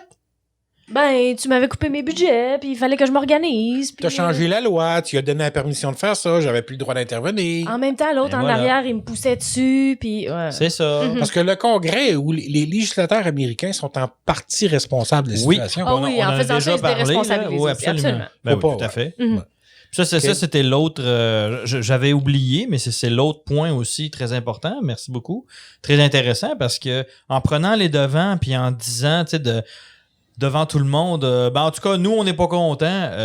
La FA va pas se virer de bord pour dire, ouais, mais attends, excuse, parce que... C'est toi qui m'as coupé mes budgets de 40% depuis 20 ans. Je dis n'importe quoi, c'est pas un vrai chiffre, mais ouais. Ouais. Non, c'est... Fait qu'il y a un petit peu tout ça qui fait que je pense qu'on commence à comprendre et à prendre conscience aux États-Unis que on va avoir une sérieuse job à faire pour retrouver cette confiance qu'on... Tu sais, tu vas me dire, ouais, mais est-ce que les gens, là, de l'opinion publique, là, n'importe qui, là, tu demandes à quelqu'un dans le parking, à l'épicerie, qu'est-ce que t'en penses? C'est ça. Parce que, par exemple, l'association... Tu sais, si tous les Américains avaient été d'un bord et la FAA de l'autre, ça aurait été une chose. Mais là, il y a comme une association de pilotes d'un bord et de personnel volant, ils sont etc. pesants. Ouais, c'est ça. Mais ces gens-là sont écoutés. Il y a beaucoup de choses, beaucoup d'informations qui se véhiculent à travers ces gens-là. Vous avez juste à aller sur YouTube.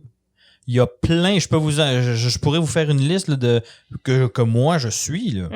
J'en ai 4-5 des pilotes qui ont décidé de faire des petits podcasts, des vidéos où ils expliquent comment ça fonctionne un aileron. Tu sais, ces gens-là ils sont en train de se créer une communauté, on les écoute, on va chercher de l'information, on va, tu sais.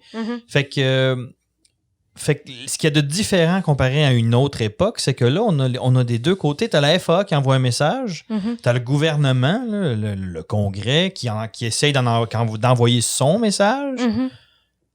Puis ça s'arrêtait là jusqu'à une certaine époque. Ouais. Là, aujourd'hui, on a l'envers de la médaille aussi, qui est, t'as les opérateurs, t'as Les gens de l'industrie. des gens de l'industrie, tu sais, des pilotes. Tu sais, jusqu'à il n'y a pas très longtemps, là, un pilote qui s'exprimait, là, c'était ta carrière, bye, là. Ouais. OK?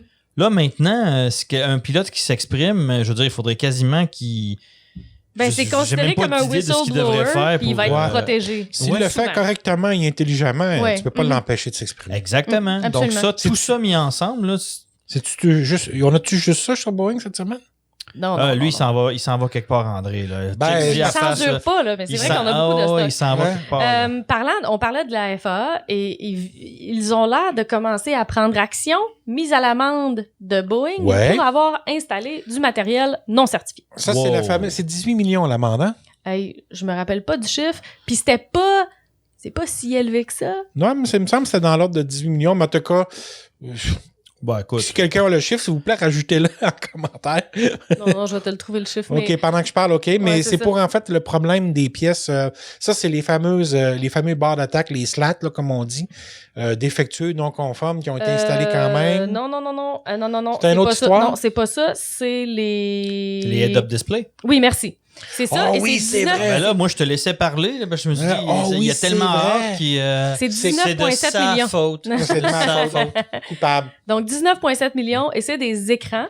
Alors, on va expliquer le heads-up display pour les gens qui savent pas ce que c'est. Ouais. C'est un dispositif. C'est comme il y a On appelle ça un viseur tête. On n'a pas un viseur, un display tête haute. Un écran tête haute. Écran tête haute. J'allais dire viseur, mais ça, c'est dans les F-18. Ouais. En fait, c'est comme un rétroviseur qui est installé là, pas un rétroviseur, mais un pare-soleil. Oui. Qui est installé à la hauteur des yeux du pilote, sauf qu'il est transparent. Oui. Donc, tu peux voir dehors, mais tu as une image qui est projetée là-dessus. Normalement, ça va te donner les données de tes instruments de base, c'est-à-dire l'altitude, la vitesse, l'assiette. Donc, ça va reproduire le gyroscope. Donc, avec tu vas avoir l'horizon artificiel. Ouais. Et si tu fais du vol aux instruments, tu vas avoir un moyen de suivre où tu es et de te placer correctement dans la pente Ouais. sur la pente, par exemple, d'une approche aux instruments. Mhm. OK, tu as ce genre d'informations-là. Donc ça, c'était un système de Rockwell Collins ou Oui. de... Qu'on Ouais, ajoute, ouais. qui c'est Non, une mais option. il ne s'appelle plus. Ouais, Maintenant, c'est ça. c'est Collins Aerospace. Donc, Et il y c'est avait- un système optionnel habituellement sur les avions. Mais tout de même, on a une masse très importante, 618-737 NG et 173-737 MAX. OK? Puis il y en aurait beaucoup plus si on Et avait là, poursuivi la production. c'est que le système n'était pas approuvé sur le 737. Ah oui? Ouais. Mais Ça, Boeing, honnêtement, je dois dire là, que je l'ai appris. Je savais pas que... En fait, ce système-là était incompatible avec les senseurs qui ont été installés sur l'appareil. C'est ça le problème. c'est la vision de la FAA. Oui, c'est vrai que Là, c'est débattu là, actuellement. Boeing dit, ben non, mais t'avais juste à faire ta job puis certifier le système puis on n'en aurait pas eu de problème parce que ce système-là cause pas de problème. Oui, mais hey, Boeing, on s'en fout ce que tu penses du système. C'est pas toi le régulateur, c'est la FAA. Si la FAA te l'a pas approuvé, t'as pas le droit de l'installer. Point à la ligne. Ouais, mais là, ça relance le débat, ce qu'on disait il y a quelques minutes. Là, c'est là, on va se lancer la balle de, tu l'as installé, t'aurais pas dû. Oui, mais toi, t'as rien dit. Oui, mais toi aussi. Oui, mais toi ça. Puis ça va, tu sais. Mais t'as pas le droit d'installer quelque chose qui est pas approuvé. Ah ben non. Point. Mais moi, je le sais. Quelle André, là. mentalité? Ah oui, mais ils vont l'approuver plus tard, c'est sûr. De toute façon, ils ne nous l'ont pas demandé jusqu'à maintenant. En fait, on s'entend. Ça là. se pourrait que ça ait été oublié, par exemple. Hein? Mais ce Sans serait blague, vraiment là. pas surprenant selon ce qu'on a vu à l'interne. Dans Ouais, le ben processus de certification au cas, ça va écoutez, je sais que ça sonne un peu débile, là, mais je serais... Si un jour on était capable de savoir là, la vraie vérité, là, c'est un pléonasme, mais c'est pas grave. Ouais, la vraie, Euh, pas rien qu'un peu. Ça serait intéressant de savoir de comment ça a fait pour passer... Ben, il y a encore quelqu'un qui là, a échappé à la balle. Puis Ou il y a quelqu'un de vraiment malhonnête. processus. Exact. C'est tout un ou tout l'autre. Mhm. On a de la So, misère are avec... you stupid or are you dumb? Ouais. Ça va super bien. On a de la misère avec nos processus, visiblement, chez Boeing. Ouais. à peine. Ah non, Il quand ça devrait va installer SAP. Ils veulent le faire. Puis en fait, là, on se doute que finalement, ça se produira pas nécessairement parce qu'on a fait un 180 vraiment intense au courant de la semaine. Gel total des embauches, réduction des frais discrétionnaires, des dépenses discrétionnaires, pardon. Ouais. On sauve du cash à tout prix, ce qui a entraîné les marchés financiers dans une révision de leur point de vue. Était-il temps ou n'était-il pas temps? Ouais, ben, et ajouter à Vieux ça... moteur que jamais. Ouais, puis tu peux rajouter à ça avec le fait que Boeing a publié ses chiffres de commandes et annulations ou livraisons du mois de février. Mhm. Donc, ça, c'est venu s'ajouter avec. Et là, Mhm. tout d'un coup, tous les gens Ça, disent, plus le fait qu'ils aient tiré sur toute leur marge de crédit disponible. ils ont encaissé tout l'argent qu'ils pouvaient encaisser. Ouais. Donc là, on envoie le message au marché financier que finalement, on va en avoir besoin de cet argent-là. C'est pas juste une théorie là, comme de quoi on a besoin de cash. On en a vraiment besoin. Pour Ouais. vous donner une petite mesure, là, si vous avez suivi la saga depuis le début, présentement, ils viennent de demander 13,8 milliards, donc l'entièreté de leur ligne de crédit actuelle. Ce qui est cocasse, c'est qu'on entend des gens dans le milieu financier dire « Oh, pas de problème, écoutez, s'ils en ont besoin de plus, je pense que les gens vont être là. » Et jusqu'à maintenant, on faisait un décompte en janvier, je crois, du coût de la crise du MAX, qui à ce moment-là était autour de 10 milliards US. Ouais. On est rendu à 18,7 milliards US and counting. And counting, ouais, c'est ça. Ça ne va pas bien. Et là, on parlait du carnet de commandes qui a été affecté, entre autres, par Air Canada. Ouais. Ben, souvenez-vous, j'en avais parlé, ça, je pense, il y a 2 semaines, quand j'avais parlé de la commande des discussions entre Air Canada et Airbus. Il n'y a pas si longtemps que ça. J'avais mentionné que chez Air Canada, on cancellait la commande de 11 MAX. C'est fait. C'est officiel. Malgré tout ce qu'on a pu me dire et redire. Une fois de plus. Ah, c'est incroyable. Est-ce que tu veux nous faire le jingle de Monsieur Soleil? Monsieur Soleil, il y a un jingle. Mais non, il est dans le journal. Non, il n'y a pas de il n'y a jingle. pas de jingle. Mais c'est justement, ça te donnait une option créative. En tout cas, Non, mais c'est parce que je veux le bien vu, souligner. André. parce Monsieur que- Soleil! T'sais, C'est quelque chose dans ce c'est ça. style-là. Tu sais, il y a des gens, parce que il y a toujours des gens qui te remettent en question quand tu écris des choses comme Mais ça. c'est pas moi, André, OK? Mais je sais. Mais quand tu te fais remettre en question, c'est toujours bon. Mais regarde, je te l'avais dit. Je le sais que ça a l'air baveux, mais il faut le souligner parce que de toute façon, on ça s'est n'a pas planté. juste l'air, ça l'est. Mais si ça te fait du bien, André. Ça me soulage, oui. Il l'avait dit. Bon. Bon. Puis en plus, Puis tu quand t'es je... fait chicaner pour rien. Ouais. Puis quand je le dis moi-même, ça vous décharge la responsabilité de me le dire. Bon point. Aussi, oui, c'est vrai. OK, next. Sonne ton propre klaxon qui se traduit plutôt mal. Fait que là, qu'est-ce qu'on annule chez Air Canada? Là, C'est ça? les 11 max 9, en fait. Exact. OK? Ouais. Donc, la Dans- commande est topée à 50, elle ne se rendra pas à 61 max. Elle va se rester à 50. OK. Ça, c'est en date d'aujourd'hui. Hein? C'est déjà trop. Mais, Ça, c'est mon opinion. mais Ça n'engage que moi. dans le cas du Max, on sent que là, tout d'un coup, les compagnies aériennes, Il commence à y avoir... la situation se réchauffe. Oui. Hein? Mais en Drôlement. fait, ce que je pense, OK, là, ça n'engage que moi, ce n'est que mon opinion. Ce que je pense qui est peut-être en train de se tramer dans la tête de certaines personnes hautes placées qui doivent gérer des flottes, c'est que, tu sais, si éventuellement l'avion revient en service, ben OK, fine, il va revenir en service. Mais je pense que la question qu'il est important de se poser quand tu gères une flotte, c'est, ben OK, il a été certifié, recertifié, puis il est rentré en service. Parfait. What's next? Dans quel sens? Dans le sens où c'est quoi l'autre affaire qui va me tomber sur la noix, tu sais, Ben je vais là- devoir, l'autre problème que je vais devoir gérer, parce que là, maintenant, l'avion revole, réintègre la flotte. Donc, ça va être quoi l'autre chose qui va arriver où je vais me lever un matin puis je vais recevoir un papier de Boeing, excusez-moi, qui va dire by the way, il faut que tu remplaces, là, je dis n'importe quoi, il faut que tu remplaces toutes les cabines window et tu as 3 jours pour le faire, tu sais. Ben là, Ouais. tu parles de Tu ça. peux pas leur en vouloir d'avoir ce sentiment, D'avoir perdu confiance. cette crainte-là, Non, ben, exactement. Déjà, Oui. ils viennent d'apprendre que ça arrivera pas cet été parce Ouais. qu'on a décidé qu'on déplaçait les harnais. Oui, c'est vrai. Il y a autre chose. Ça, c'est l'autre nouvelle. Mais Oui, on dans parle la- de- dans la- continue, dans la- ça va continue. bien. Dans la Oui, oui. discussion, dans la discussion entre Airbus et Boeing, Airbus, oui, il y a pas. Hein? Mon Dieu, André, mais qu'est-ce qui se passe avec C'est toi? ta C'est faute, dans c'est le toi qui fond, as cette parlé, c'est toi qui as discussion-là, parlé ça d'Airbus. sonne juste comme pip. Ouais. Ouais, La c'est discussion entre la FAA et Boeing concernant les fameux harnais, Oui. là, Boeing a fait la concession. OK, c'est correct. Pour les 800 MAX qui sont fabriqués en ce moment, on va déplacer les harnais. On accepte de les faire avant de les remettre en vol. Mhm. Probablement qu'ils se sont rendus compte que de toute façon, il y avait le temps de le faire maintenant. Et qui était aussi bien d'essayer de bien paraître ce faisant. Et voilà. Mm. OK. Donc, ça, c'est une décision. Donc, on se doute bien que là, écoute, il faut rentrer dans la queue de chaque appareil, redéplacer les câbles. En fait, je suis pas Ouais, sûre mais- que c'est juste dans la queue. On parlait de plus de 12 endroits. Ouais, t'as raison. Mais ça pourrait être plus compliqué que ça, les amis, parce que s'il faut que tu fasses du rerouting de fil, là, Faut que tu tasses d'autres choses, là. ben, faut que tu tasses d'autres choses, puis ça se pourrait que ton fil devienne plus court.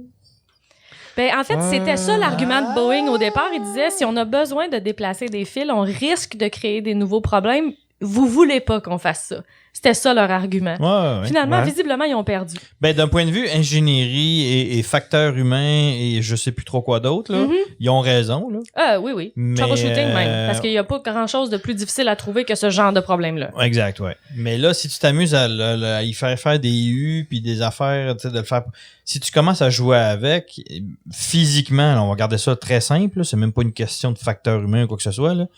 Ben, il y a de bonnes chances que ton fil, là, parce qu'il fait des virages qui étaient pas supposés, ben, il va en longueur totale dans ton fuselage, il risque de rétrécir un peu. Ah, mais tout. Donc là, le qu'est-ce que tu poids fais? Tu marchera fais-tu une plus, plug, là? Tu sais, ouais, c'est ça. Tu sais? Fait que ouais, c'est Ouais. compliqué. Ça va être Ouais. sportif un peu.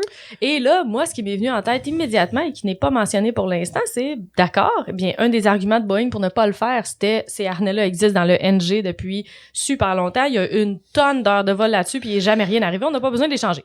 Bah, la question, c'est est-ce qu'ils ont autant de problèmes avec le NG qu'avec le MAX au niveau des câblages? On ne le sait pas. Moi, je On n'a pense pas- qu'on négocie. C'est une possibilité, mais je suis pas certain que tous Ben, il les... n'y avait pas de problème. Ouais, ben, je suis pas certain qu'il y en a sur le NG. Non, mais je veux dire, sur le Max, il n'y avait pas de problème. C'est en faisant le tour de leur certification qu'ils ont fait « Hey, vous êtes à risque, les amis, vraiment beaucoup. Ouais. Mais là, il semblerait que ce soit exactement la même chose dans le NG. » C'est ça. De ce que Oh. moi j'ai lu, là, OK. ce serait exactement la même chose dans le NG. Là, pourquoi il ne ferait pas, il ferait pas de De rétrofit, là. de rétrofit Ouais. sur les NG? Il y en a trop?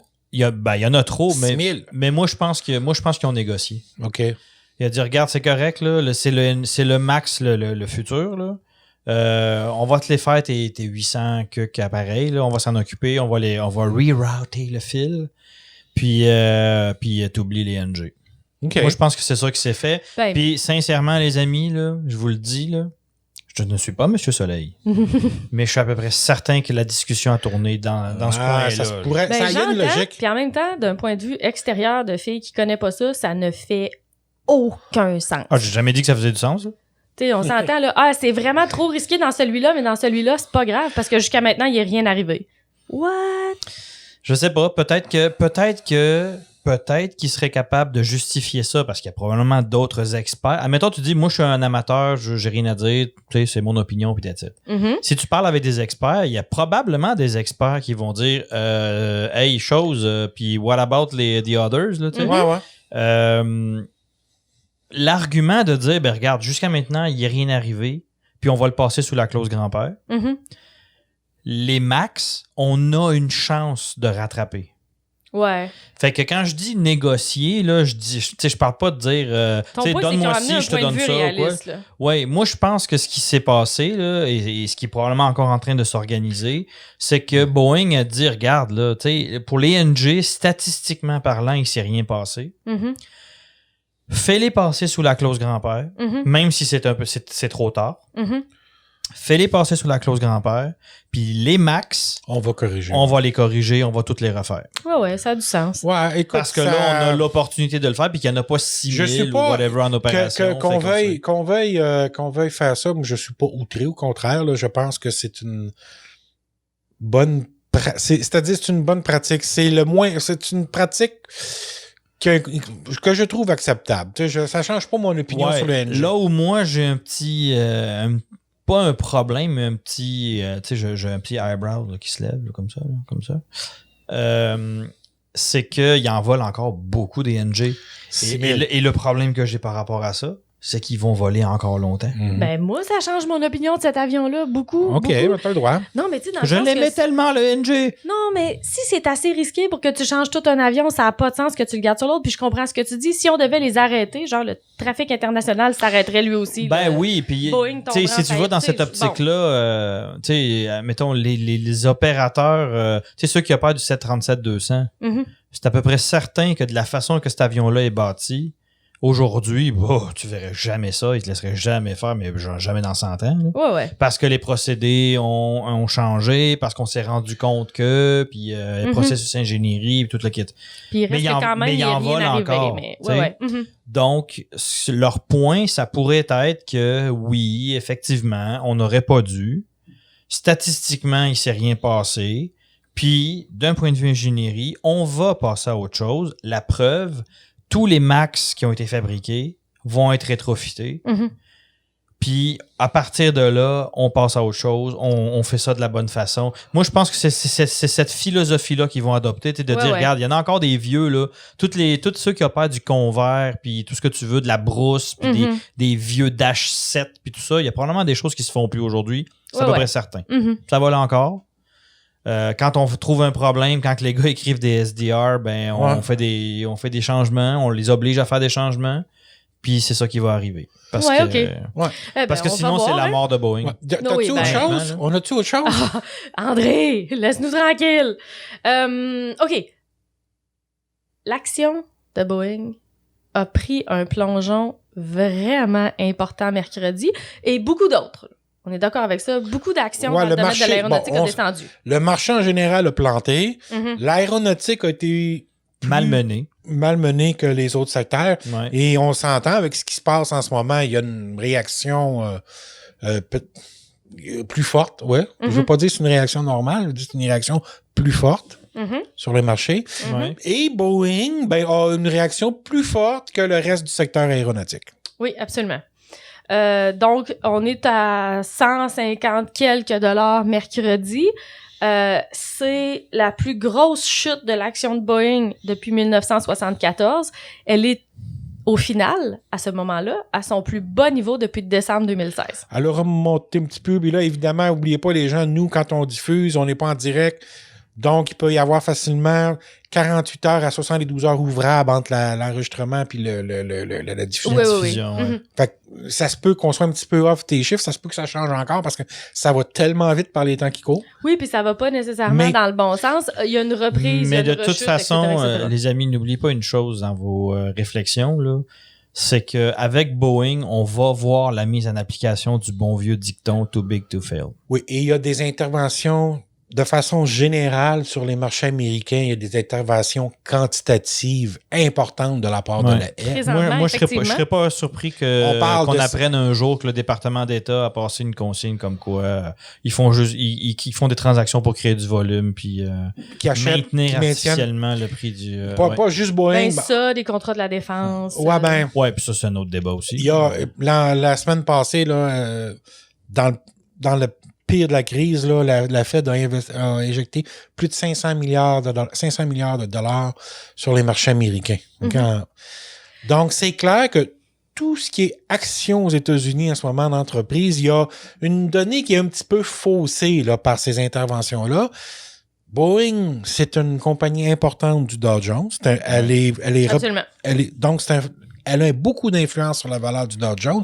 Donc, comme tu dis, il y a certainement des interventions qui sont faites pour maintenir le titre. Eh bien, s'il y a des interventions faites pour maintenir le titre et qu'on est quand même à 155 $. Ça te donne l'ampleur du problème parce Absolument. que faut pas... Ce qui me fascine, moi, depuis un an, puis même récemment encore, on en a partagé un vidéo, toi puis moi, les analystes financiers. C'est de voir le temps que ça prend aux gens pour changer leur grille d'analyse.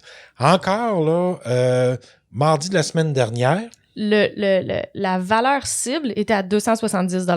Et tu as des analystes qui t'expliquaient que là, en ce moment, rendu en bas, quand elle va arriver à 200 $, ça va être un bon deal parce que si le max est recertifié cette année, on retombe en profit en 2021. Allô? Allô? La Terre appelle la Lune, il y a quelqu'un. Mais je veux dire, ta grille d'analyse est plus bonne. On est dans la crise du COVID-19. Le max n'est toujours pas certifié. Il vient de se dire un paquet de choses à propos de l'avion, des retards dans la certification. On n'est même plus certain que c'est possible en 2020. Ouais, puis ça te prouve bien, petite parenthèse, là, je suis pas un expert des marchés financiers et tout ça, mais ça te montre bien comme quoi certains de ces gens-là sont complètement déconnectés de la réalité et ne cherchent même pas à se renseigner parce que ce qu'ils ont tendance à oublier, c'est qu'au niveau de la crise avec ce maudit virus-là, c'est que la plupart des experts s'entendent pour dire que si jamais on réussit à s'en débarrasser d'ici à cet été, il va y avoir un retour, une espèce de ressac, là, je sais pas si c'est à l'automne. Oui. Parce que les gens font moins attention, parce qu'ils pensent qu'on s'en est débarrassé, blablabla. Comme ça fait pour tous les types de virus, de ce type de virus-là. Là. Donc, ce que ça veut dire que l'année n'est pas finie, les amis. À l'automne, quand les gens vont avoir épuisé leur réserve de papier de toilette, ils vont recommencer à sortir, puis on va... Fait qu'en version simple, ça va être pire avant d'être mieux. Ouais. C'est certainement pas Boeing qui va s'en sortir le mieux dans les circonstances. Le drame national là-dedans, au-delà des emplois et tout, c'est que Boeing, en 2017, a fait un choix éthiquement extrêmement controversé par rapport à son fonds de pension. Oh oui. On était en déficit à ce moment-là de... 20 milliards de dollars? Ouais. Une autre nouvelle, ça, là. Oh, non, ça, c'est majeur. Puis les gens en parlent pas vraiment. Je sais pas si c'est parce qu'il y a tellement d'autres choses qui se passent que c'est moins d'intérêt ou juste parce que c'est méconnu. Mais ils ont renfloué leur fonds de pension avec des actions. Ouais, ce qui est vraiment pas une bonne façon de faire les choses parce que le fonds de pension se ramasse en difficulté en même temps que l'entreprise, si jamais c'est ça qui se passe. Ben exact. Et c'est ça qui se passe. Donc, on a renfloué au moment où l'action valait 240. Ouais, et on avait mis pour 3,5 milliards d'actions dans histoire de diminuer le déficit. On n'avait pas du tout fini de renflouer ce dit déficit-là. Parce qu'il y en avait pas mal plus que ça. Et en passant, petite parenthèse, là, les gens qui s'inquiètent, là, qui trouvent que Bombardier a des retards dans ses fonds de pension. On n'est pas à ce genre de... C'est une entreprise qui faisait pas de profit, qui faisait des déficits. Là, on est avec une entreprise qui faisait 10 milliards de profit par année, mais qui avait un déficit dans son fonds de pension. Moi, ça, je comprends pas ça. Là, il faut noter qu'aux États-Unis, les fonds de pension sont garantis. Oui. Ben, en fait, celui-là en particulier est garanti. Donc, il y a une possibilité actuellement que la garantie va prendre le contrôle du fonds de pension en question. Si c'est le cas, ça changerait un peu les versements, mais les gens se retrouveraient pas avec rien. Ouais. Donc, au moins, on a un certain plancher possible, mais le bout le plus grave là-dedans, celui duquel il faut parler en termes de gouvernance, c'est on peut pas laisser les entreprises faire des choses comme ça. Donc, par exemple, verser des dividendes, faire des rachats d'actions, et puis après, ne pas s'occuper de l'argent en renflouant. Tu sais, il y a un moment donné... là, il y a parce que tu mentionnes, il y a un fonds d'assurance aux États-Unis pour les fonds de pension. Mm-hmm. Le problème, c'est que tous ces fonds de pension-là ont des actifs mobiliers, donc des actifs en bourse. Absolument. Pas nécessairement de l'entreprise Oui. Et en ce moment, ben, tu regardes les résultats boursiers, tous ces fonds de pension-là sont en déficit en ce moment. Ben Absolument. Et si tout le monde fait défaut en même temps, qu'est-ce qui arrive? Boum. Plus de retraite. Et voilà. Absolument. Ben, intervention du gouvernement. C'est au bout du compte, c'est le gouvernement qui va être obligé de sortir du... Oui. Puis, en fait, ils vont continuer à dire que tout allait bien jusqu'à ce que ça aille plus bien. Et voilà. Ouais. Enfin, disons que c'est un épisode sur les mauvaises nouvelles. Ouais. En gros. Mais là, on a pas mal passé tous les sujets, tu sais. Oui. C'est ma question que je voulais écoute, depuis le début que je veux te poser une Ouais. question avec Claudia. OK. T'as-tu entendu parler de la petite lumière? Tu sais, la petite lumière, là, qu'on a Je entendu l'ai parler. déjà dit, André. C'est rien, c'est pas grave, ça prendra pas de temps, ça retardera pas. As-tu entendu parler de la petite lumière? Non, mais je pense qu'à partir du moment où on est obligé de changer des harnais de place, on a le temps en masse de s'occuper de la petite lumière. Mais bon. Je C'est dis une pas... J327. Donc, on n'a toujours pas cédulé les vols de recertification du Ah non, banc. mais ça arrivera pas, là. Là, à partir du moment où on a besoin de bouger les harnais... D'ici une trentaine de jours. Ouais. As-tu lu ça pour de vrai? Non. Ah, Non. OK. C'est un guess à... Ben ouais. Il prend les réponses du passé, puis il interprète ça un oui. peu, puis... Ben pourquoi lui, il a le droit, puis pas moi? Exact. Donc, on n'est toujours pas dans la recertification Ah, du mon max. Dieu, absolument pas. Puis Et- là, de toute façon, je vois pas pourquoi ça se pourrait plus. Moi, ce que je trouve vraiment cool là-dedans, là, Hum? c'est que je pensais pas voir ça de mon vivant. Quoi exactement? Un scandale comme ça. Parce que c'est Pourquoi un, tu trouves ben, ça c'est cool? un scandale. Parce que je trouve cool. Non, attends, OK. On s'entend. Je trouve pas ça cool ce qui s'est passé, les crashs, tout ça. Je trouve ça cool d'un point de vue geek, là. OK? Ouais. D'un point de vue histoire, les gens qui me connaissent savent que je suis un fan maniaque d'aviation, je suis un maniaque d'histoire d'aviation. Je ne pensais pas que je verrais une saga comme ça, là, Mhm. de mon vivant. Ben, écoute, c'est même pas... On regarde les 12 derniers mois, là, rétrospectivement, puis quelqu'un nous aurait dit, ben, voici ce qui va se produire dans les 12 prochains mois. Oh, no way. On a dit, hey, je sais pas où tu t'approvisionnes. Faut lâcher les champignons, mon ami, là. Ouais, exactement, là, tu sais, ça fait effet. Jamais j'aurais pensé ça, moi aussi. C'est, même encore il y a 6 mois en arrière, oui, je trouvais qu'on était rendu loin. Ouais. Ah, mais notre seuil se replace sans arrêt Absolument. de ce qui est possible ou pas possible, là. Ben, en fait, moi, il y a un mot qui est disparu de mon vocabulaire quand j'écris. Le mot impossible. Impossible n'est pas français. Impossible C'est n'est cute. pas français, puis Ouais. jamais plus Jamais plus jamais, non, ça c'est jamais James plus Bond, jamais. Et ça, regarde, il faut éviter ça, ces mots-là. ça. On approche de la fin, là. Oui. Je voudrais juste mentionner qu'on a eu une plainte d'un auditeur. Ah Comment oui? ça? Oui, un charmant monsieur qui s'appelle Geoffrey Blanc, qui est un fidèle auditeur de la première vrai. heure Mhm. et qui nous a envoyé une petite flèche là, cette semaine pour nous dire écoutez les amis, je suis votre plus grand fan et vous ne répondez pas à mes questions.